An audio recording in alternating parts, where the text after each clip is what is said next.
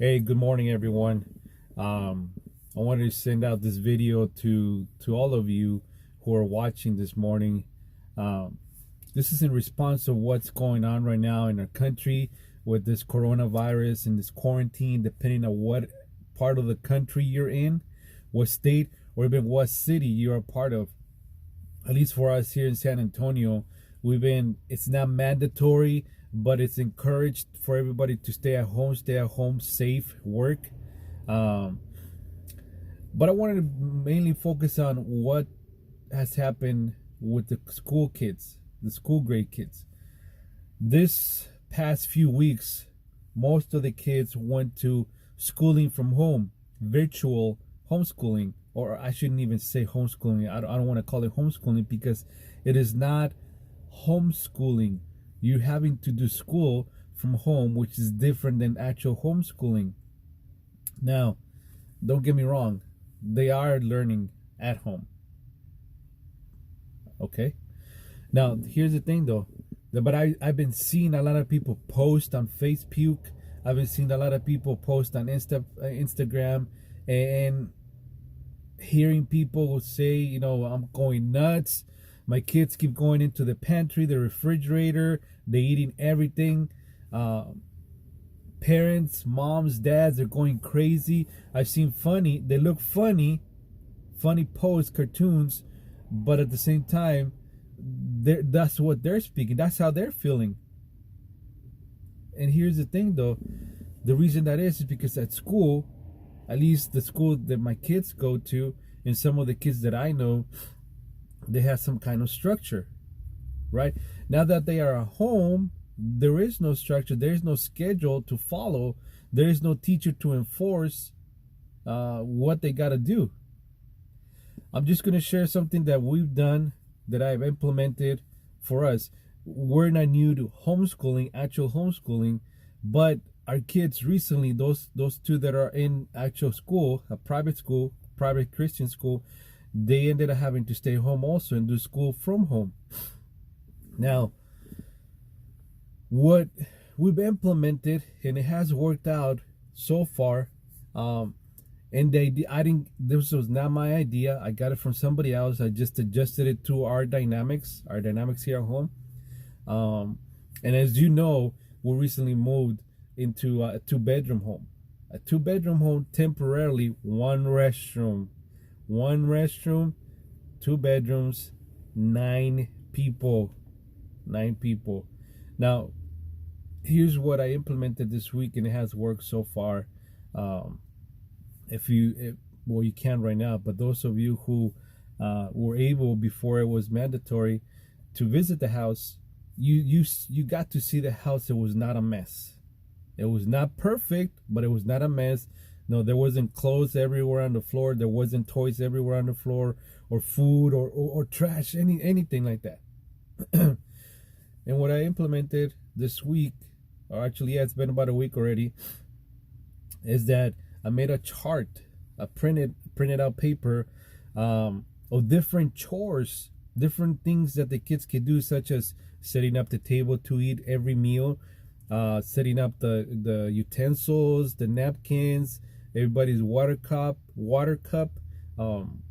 picking up afterwards, wiping the table, sweeping, putting the dishes into the sink, washing the dishes, putting away those dry dishes, taking out the trash from the restrooms and recyclables, taking out the bins to the curb, picking them up, and so on and so on. Again, this was adjusted to our dynamics. And because our kids were starting to do the same thing, they wanted to eat everything they saw inside. They kept going into the refrigerator. They wanted to have a snack. In our home, we have baskets, stackable baskets, with nothing but fruits, fresh fruits, vegetables, and they wanted to just go by and grab something.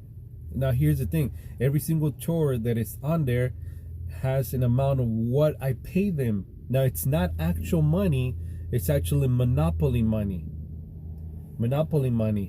And with this money, every single thing has an amount of what they can earn. And guess what's happening so far? Everybody, not physically, but they're fighting over who gets to do what kind of job so that they can earn the money. And as an incentive, after earning the money, they can buy either snacks, they can watch a short 30-minute video, or they can actually watch a whole extended movie. Now, of course, it's the bigger the item that they want, the bigger how much more it costs. But it has worked so far because now everybody wants to do something. And Norma is even saying, my wife, she's saying, man, you should have done this long time ago. I'm liking this. I don't have to, go crazy over who cleaned the kitchen or and so on. So it's been working. The kids have been spending more time outdoors. To begin with, I don't allow our kids to watch TV or to play video games just because they're bored. Bored. That word itself, it's a bad word in our home, regardless of what we're doing, whether we're quarantined or not. We don't use those words. And if they do, that means they have too much time on their hands. So what I do if they ever use that word and they know, then I need to find something for you to do, or you find something to do, something productive, something that they've been doing lately. Reading books, physical books. I'm not letting them go online. I'm not. The only time they get to go online is when they got to do their schoolwork and they got to be live with the teacher. But so this is what we've been doing. Now, how do we begin our day? I still get up on my regular time as if I was going to work. And me personally, and I'm not boasting, me personally, I get up, I do my personal devotion, I do my personal study, I do the study for either Wednesday or Sunday ahead of time, and then I get everybody up. I give them 15 minutes to get up and ready. Once they come out, just dress to shoes. That's the key. Get dressed to shoes, because once you dress to shoes, that means you're mentally ready. I gotta do something. So when they come out, I meet them in the living room. In the living room, we start chapel. Again, this is not my idea. I'm taking it from different sources and adjusting them to our dynamics at home. We start chapel, which is we start worship with 2 or 3 songs. We do 2 or 3 songs of worship, and then right after that, we do a scripture, the proverb of the day. We don't go into a deep study. We just simply read it. That's it. And then they commence their school. After an hour of doing school, which brings us to 9 o'clock in the morning, then they take a break, and either they prepare breakfast, or they come and help me to do breakfast, or they help whoever is making breakfast. And then the chart falls into play right there of what earnings they get, what do they get to purchase throughout the rest of the day. This is teaching them home economics. This is teaching them financial, I don't know what the right word is, how to handle money and the value of money. Even though it's not real money, they're thinking, wait, I only have, I'm just throwing a number, I just have $20. If I buy this, it's going to cost me $15, which leaves me with only $5.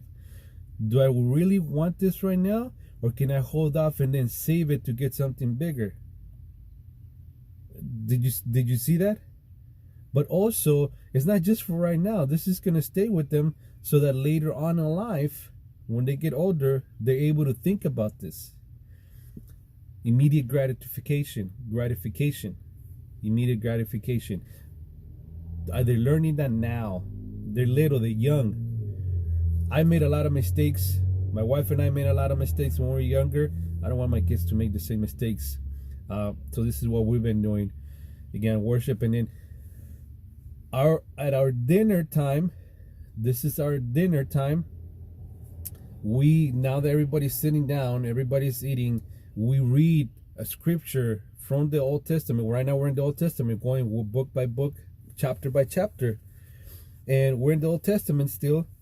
We're about to finish the book of Deuteronomy for our family. We're about to finish. We read one chapter. And right after that, then we come into asking questions. What does that mean? What is this? And what is that, Dad? I may not have the answer. So we said, okay, let me look it up. Let me see what that means. So we have a quick conversation. And then after that, everybody gets ready for bed. Everybody gets ready for bed and begin your next day preparation.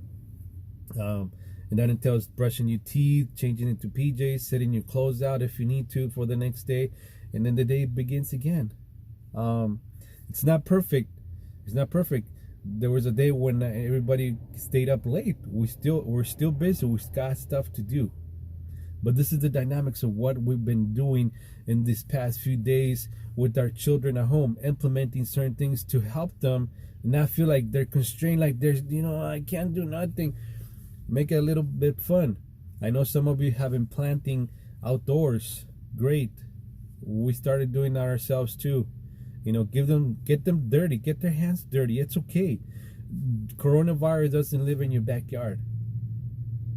They're not gonna. And if you're scared of that, getting dirty, it's okay. There's water. You can wash your hands. Come back in. But my kids get to spend a lot of time outdoors. Not just now, but they've always, and they're enjoying the time right now. Especially seeing that dad is at home. In a way, it's a blessing because I'm helping my wife. I'm implementing certain things that I hope continue to stay, and at the same time, I'm personally learning to submit to my God with certain things. So yeah, I just thought I'd share this with y'all, and I hope it works out for you. If you need any help with anything, give me a call, give me a text, and I'll be glad to speak with you. Until next time, God bless you guys.